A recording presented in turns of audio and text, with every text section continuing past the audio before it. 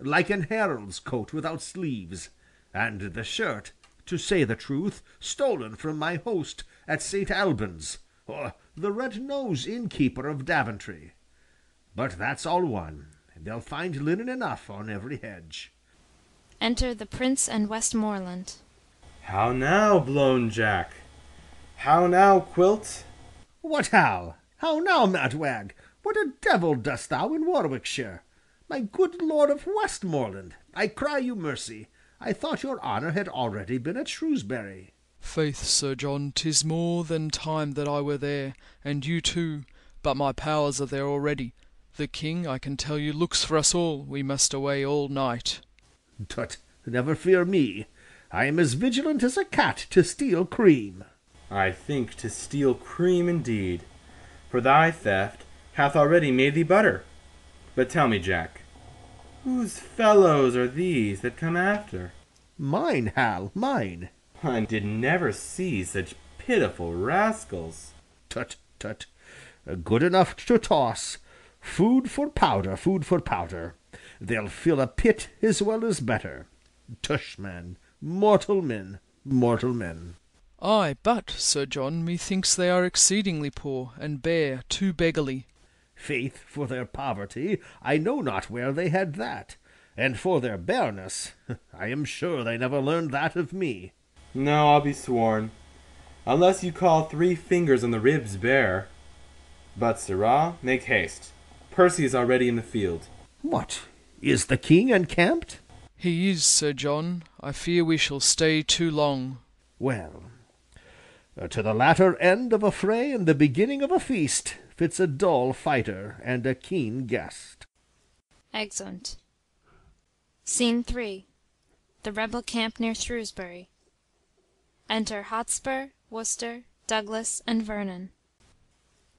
We'll fight with him tonight. It may not be. You give him, then, the advantage. Not a whit. Why say you so? Looks he not for supply? So do we.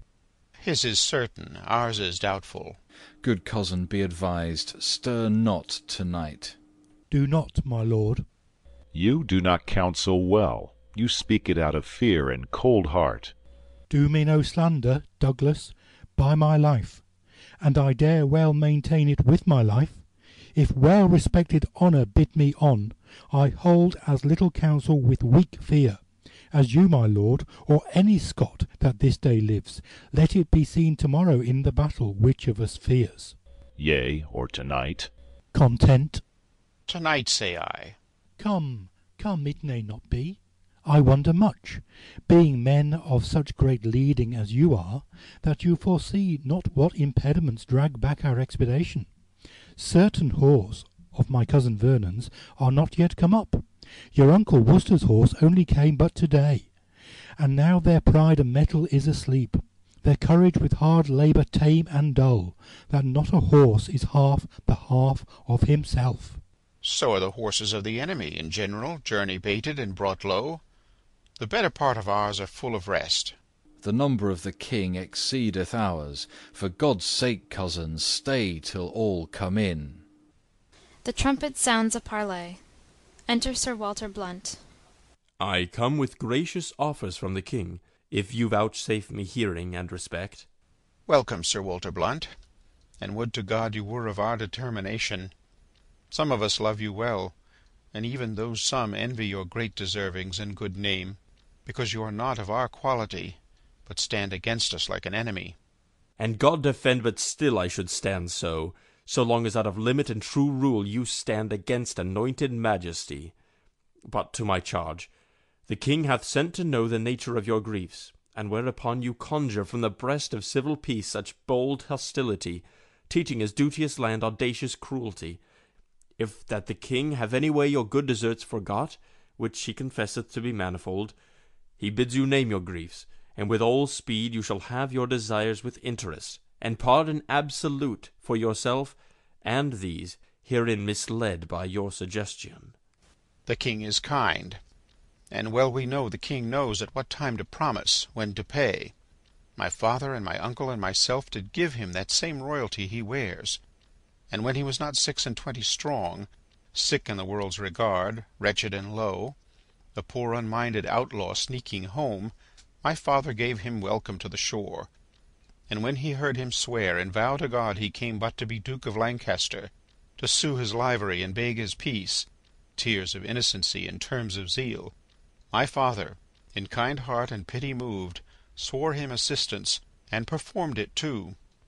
Now when the lords and barons of the realm perceived Northumberland did lean to him, though more and less came in with cap and knee, met him in boroughs, cities, villages, attended him on bridges, stood in lanes, laid gifts before him, proffered him their oaths, gave him their heirs as pages followed him, even at the heels in golden multitudes, he presently, as greatness knows itself, steps me a little higher than his vow made to my father, while his blood was poor, upon the naked shore at Ravensperg, and now, forsooth, takes on him to reform some certain edicts and some strait decrees that lie too heavy on the commonwealth, cries out upon abuses, seems to weep over his country's wrongs.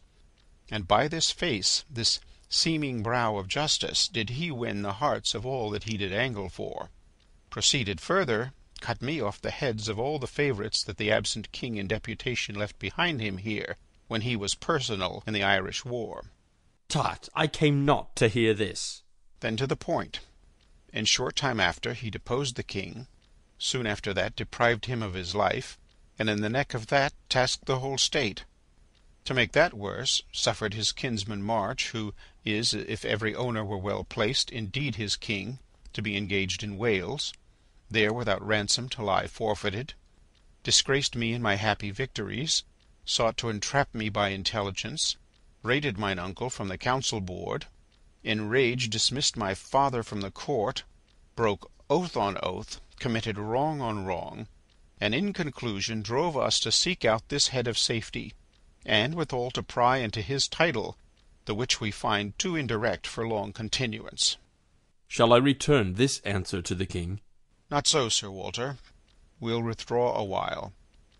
Go to the king, and let there be impawned some surety for a safe return again, and in the morning early shall my uncle bring him our purposes. And so farewell. I would you would accept of grace and love. And may be so we shall. Pray God you do. Exeunt. Scene 4. York, the Archbishop's palace. Enter the Archbishop of York and Sir Michael. High good Sir Michael, bear this sealed brief with winged haste to the Lord Marshal, this to my cousin Scroop, and all the rest to whom they are directed. If you knew how much they do to import, you would make haste. My good lord, I guess their tenor. Like enough you do. To-morrow, good Sir Michael, is a day wherein the fortune of 10,000 men must bide the touch. For, sir, at Shrewsbury, as I am truly given to understand, the king with mighty and quick-raised power meets with Lord Harry, and I fear, Sir Michael, what with the sickness of Northumberland, whose power was in the first proportion, and what with Owen Glendower's absence thence, who with them was a rated sinew too, and comes not in, or ruled by prophecies, I fear the power of Percy is too weak to wage an instant trial with the king.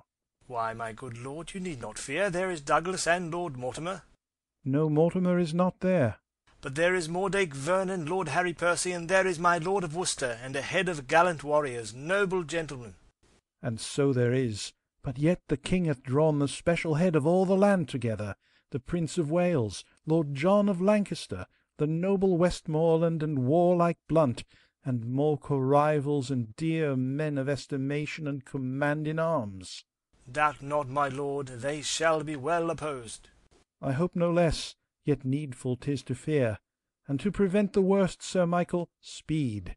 For if Lord Percy thrive not, ere the king dismiss his power, he means to visit us, for he hath heard of our confederacy, and 'tis but wisdom to make strong against him. Therefore make haste. I must go right again to other friends, and so farewell, Sir Michael. Exeunt. End of Act 4.